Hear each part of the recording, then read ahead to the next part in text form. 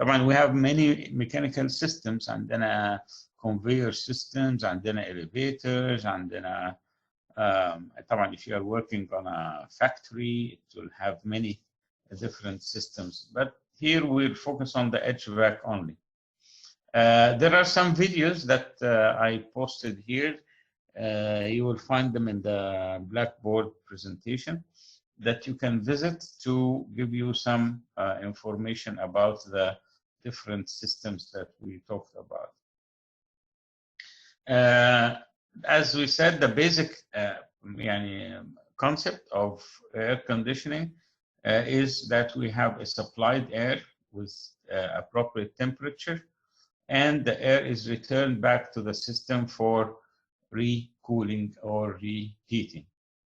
So this is a simple diagram. There is outside air, goes to the air handling unit, and then it is being pushed through a coil. That coil gets the air to a ventilated room and takes the air back to the air handling unit. That's why you call it air handling, and it handles the air. It gets air back from the rooms and pushes new fresh air from outside. So this combination of fresh air and returned air is critical. 20%, 25%, 30%, each number has a great impact on the cost. طبعا another type is that you have a chiller or boiler. For cold climates, طبعا you need boiler. So you bring the hot air to the rooms, or you bring cold air from the chillers to the air handling unit. So this is the most important part that handles the amount of air going in and out to the rooms. طبعا the chiller needs to have cooling tower that cools the water that is used in the air conditioning. So after it is used in the chiller. So this is a diagram, as we said. This is the air handling unit. It takes the air, the cold air, and diffuse it to the rooms, and the used air goes back to the unit. This is another diagram that shows the system. Here is the air handling unit, and it provides the blue is always the cold air to the rooms, and then the orange here is the returned air, and they all get mixed here with fresh air. So the amount of fresh air is very critical. This is the roof that we discussed before, and this is how it looks. So Ghalia? Yes, doctor. Yes, this is a diagram of what if you are going to keep the ducts exposed, then you have to show how will these look in the ceiling. Okay. Because you don't have ceiling. So you have to show the ducts exactly where will they go, and then because they will impact the design. As you see here, بس هذا لما يكون exposed design. maybe exposed, maybe covered by a false ceiling. Usually the mechanical engineer will take care of that. طبعا بس as an architect, you have to take care that these ducts don't intersect with beams, because you are not allowed to open in the beam because of the steel. So you have to avoid the beams. So if you have structural wide beams, if you have dropped beams in this from the ceiling, then you have to consider how the ducts will go. Or if you have a flat slab, that's when we like to have flat slab because it يعني avoids this problem of interconnection between ducts and beams. As you see here, there is a supply and return of the air to the air handling unit. Yes. If we have, we don't have to have acoustical tiles on the roof, right? It can be just gypsum. It can be gypsum board, but if you have gypsum board, you have to provide access points so that people can go and fix anything inside. It can be gypsum board, it can be wire mesh, it can be anything, and it can be aluminum, it can be copper, it can be plastic, it can be glass. It depends on your design. But if it's a simple office building, then there is acoustical tiles are acceptable. But you can, there is a variety of this you can select from. If you go to Suites catalogs, you'll find a big variety, or on internet you will find a big variety of choices here. Another question: if the HVAC systems هاي البايبس can it go under a beam if it's intersecting with it? Yes, it can go under the beam, but any change in the passage will affect the airflow. طبعا the mechanical engineer has to understand how to deal with this. Then if you change, it can all go below the beam طبعا, but you will need a larger depth of full ceiling. بس مو هو أصلاً it goes underneath it? My full ceiling goes underneath it, but the distance between the full ceiling and the concrete floor above will include the beam and the ducts. So if you have 40 or 50 centimeters beam, and then you need also 40 or 50 centimeters for full ceiling, you will end up being 1 or 1.2 meters of full ceiling. Okay. So you need to think about it, how it will be designed. طبعا in some systems they provide they provide the HVAC from the floor, so you can provide the air from the floor, not the ceiling, or both. This is also very common in for hot air to be coming from below because it goes up. The cold air goes down and hot air goes up. So if you bring cold air from above, and it will automatically go down. But if you bring hot air from above, it will be very hard to go down. So sometimes they prefer to bring it from the floor, not the ceiling. This is a diagram of the ducts of supply and return ducts, or how the air is gets exchanged with the fresh air. And these are some diagrams to give you an idea how the system works. If you have a chiller and it pushes the air to the different floors, so you have the blue is supply, the red is return, and it goes back to the chiller again.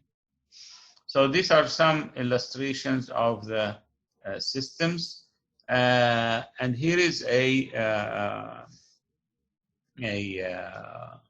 illustration of the ducts with sizes. So we have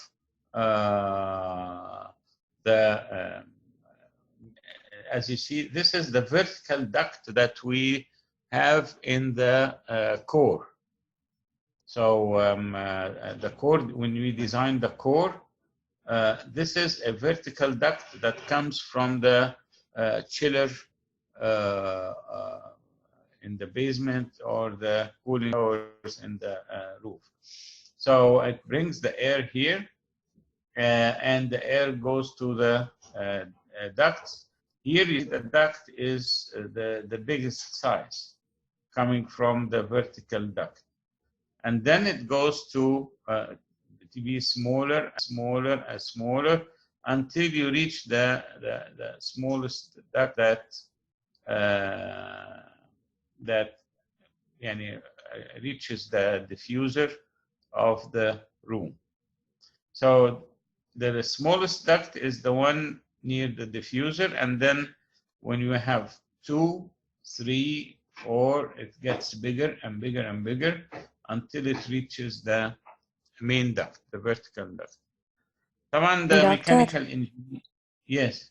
Sorry, بس هذا اسمه architectural plan صح؟ ده HVAC plan يعني ده على الاركتكتشرال plan you have the architectural plan and there is the reflected ceiling of the HVAC on it. يعني ال HVAC والsystems ما تنحط ب structural plan، تنحط ب architectural plan.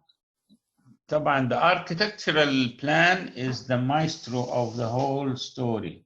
You develop the architectural plan and then you give it to the structural engineer. They do their own work. And the HVAC, they do their own work. The electrical, the mechanical, everyone, and you will coordinate between them.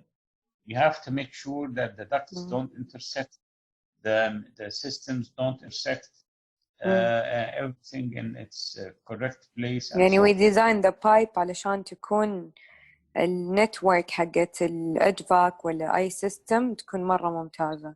اللي هو architectural plan, it's the blueprints اللي final drawings اللي يعطوها لل the other يعني structural وكذا صح؟ The other disciplines, they work according to the architectural plan. Yeah. This is another برضو illustration of the ducts, how they go through the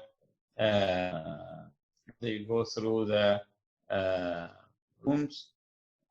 See, and they go through. You have to select the appropriate passage of the ducts. And here it's going on the lobby, and then the air supply is from here. But then there is air return from the room and the bathroom to the air return here, and then it goes to the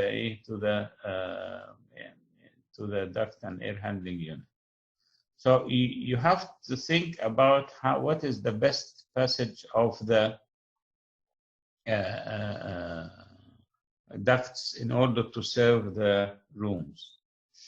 طبعا it gets complicated بقى with larger plans and larger buildings. يعني your office building will probably look something like this.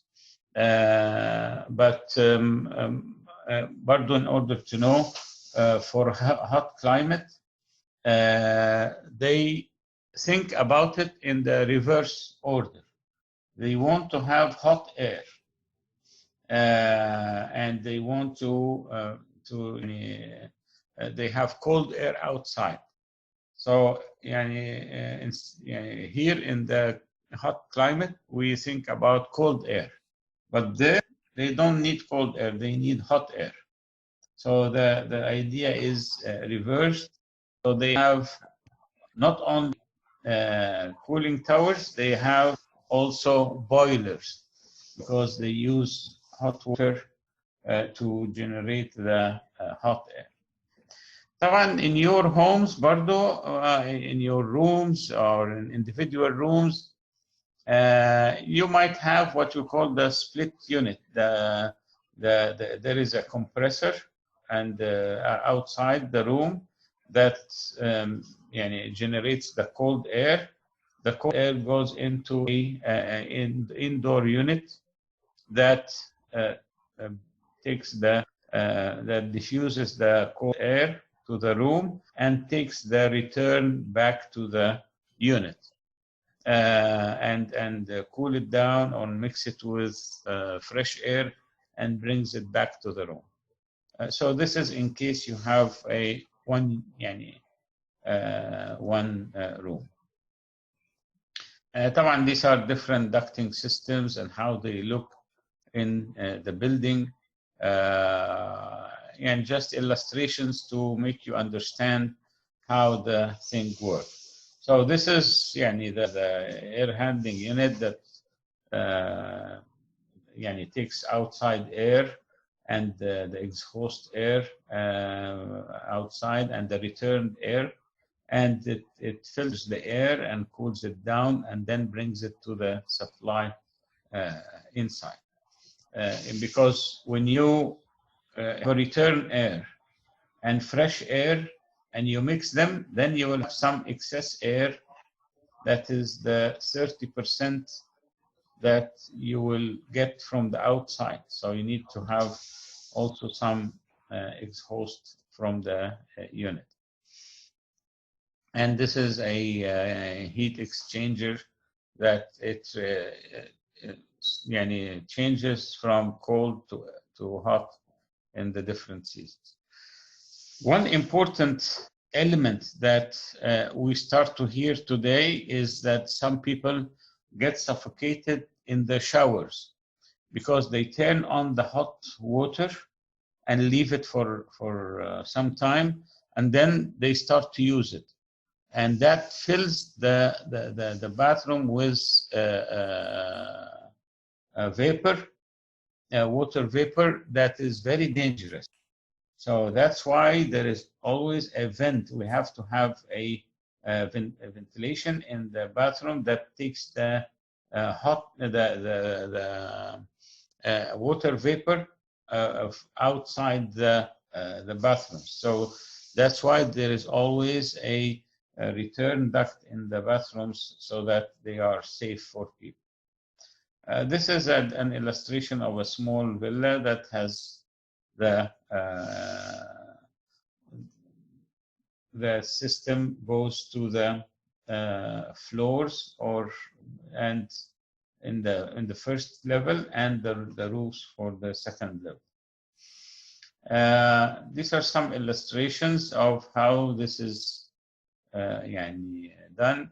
Ghalia, this is an example of exposed system.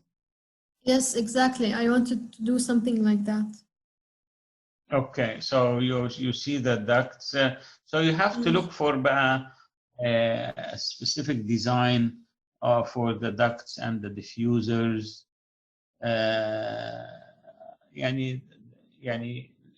Look for وبعدين شوفي lighting system is برضه suspended below the air conditioning. And also you will need to have firefighting. So maybe you will have sprinkler heads in the sides. You have to think about if you are going to keep the system exposed, then you have to think about how will it look